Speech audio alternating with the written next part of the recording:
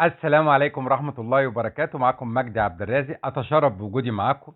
النهاردة موضوعنا عن ارتفاع سعر الدولار الجمركي وتأثيره على البضائع المستوردة، ومنها السيارات وإكسسوارات السيارات وقطع غيار السيارات. طيب، بالنسبة للدولار الجمركي، طبعا زي ما احنا عارفين ان في أزمة عالمية دلوقتي، وطبعا زي ما احنا شايفين الحرب ما بين روسيا وأوكرانيا أثرت على اقتصاديات كثير من دول العالم، ومنها مصر طبعا، لأن مصر تعتبر من الدول النامية اللي اتأثرت بهذه الحرب. وطبعا احنا لسه العالم كان خارج من كورونا، وأيضا الإمدادات ووسائل النقل كلها اتأثرت في الفترة دهيت. كذلك احنا عارفين طبعا ان العالم كله في الوقت الحالي ابتدى يعني يتأثر بإلغاء العولمة، وبالتالي كل دولة ابتدت تعتمد على اقتصادها وعلى الاكتفاء الذاتي لمنتجاتها.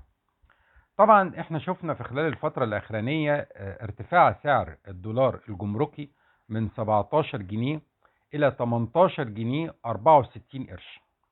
طبعا ده هيأثر على ارتفاع التضخم، وبالتالي ارتفاع أسعار السلع المستوردة.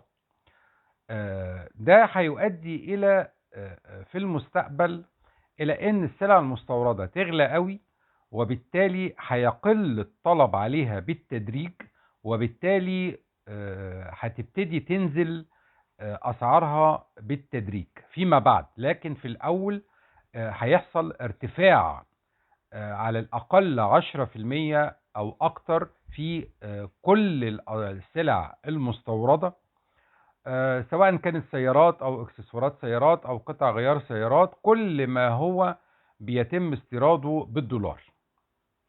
طبعا احنا عارفين دلوقتي ان في توقف الى حد كبير في استيراد السيارات.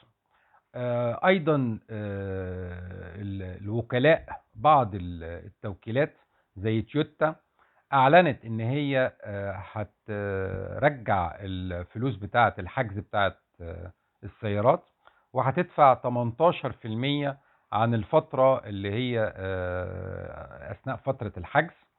طبعا ده يعتبر الى حد ما مقبول، وهم التزموا بقرار جهاز حماية المستهلك. طبعا في بعض التوكيلات الاخرى ايضا التزمت برد الحجوزات، لان هم اساسا دي مشكلة اقتصادية خارجة عن التوكيلات. انا شفت بعض الناس بيهاجموا التوكيلات. يا جماعة، الموضوع خارج عن نطاق التوكيلات، دي أزمة اقتصادية بتمر بيها البلد نتيجة أزمة اقتصادية عالمية. فطبعا دلوقتي الدولار أصبح موجه للسلع الأساسية، زي القمح وزي الذرة وزي المواد اللي بتخش في الإنتاج.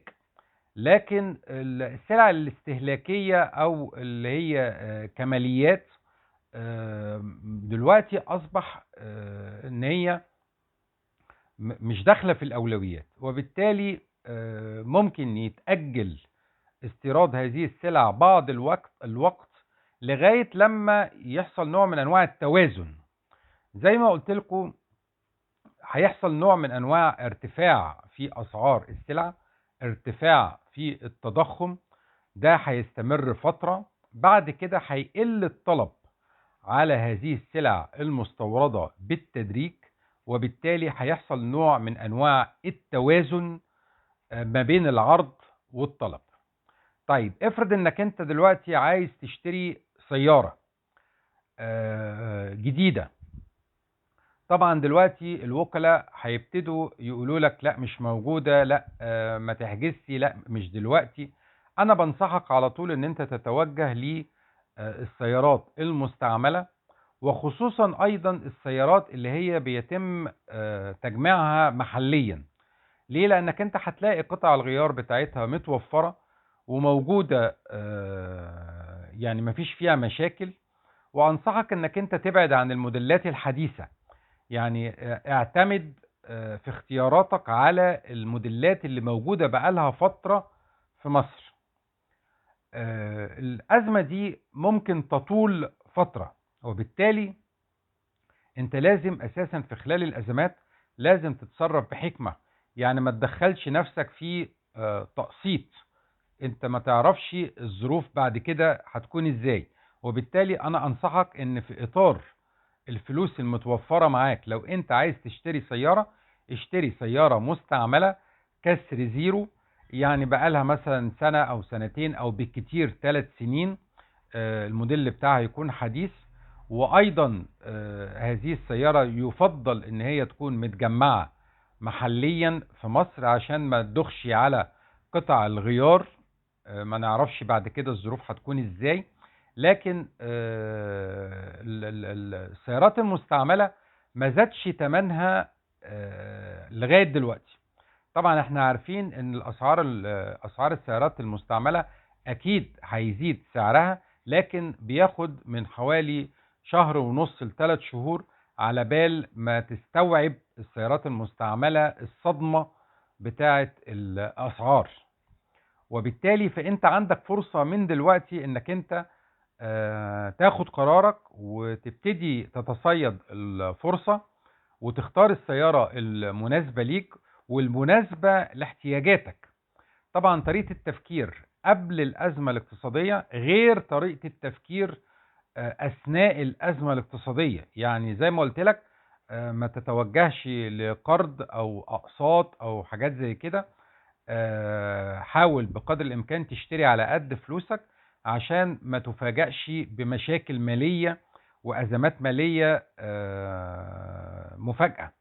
حاول بقدر الإمكان اختار السيارة المناسبة اللي انت أساسا تستوفي طلباتك. يعني ما تاخدش حاجة اوفر بسعر كبير أكبر من احتياجاتك. اختار الحاجة المناسبة لاحتياجاتك. يعني لو انت عندك عيلة كبيرة، ماشي اوكي، هتاخد مثلا سيارة 7 راكب. لكن لو انت اسرتك صغيرة، ما انصحكش بانك انت تاخد سيارة 7 راكب. يعني حاول بقدر الامكان تشوف احتياجاتك الضرورية ايه وتلتزم بيها، على اساس انك انت الفلوس بتاعتك تقضي وتجيب الحاجة اللي انت عايزها. وايضا اختار العربية الكفء اللي هي اساسا موتورها قوي، اللي هي اساسا قطع غيارها متوفرة، اللي هي اساسا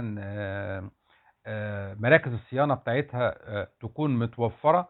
ما تعتمدش على السيارات اللي دخلت مصر حديثا، لان ممكن تلاقي مشكلة في توافر قطع الغيار.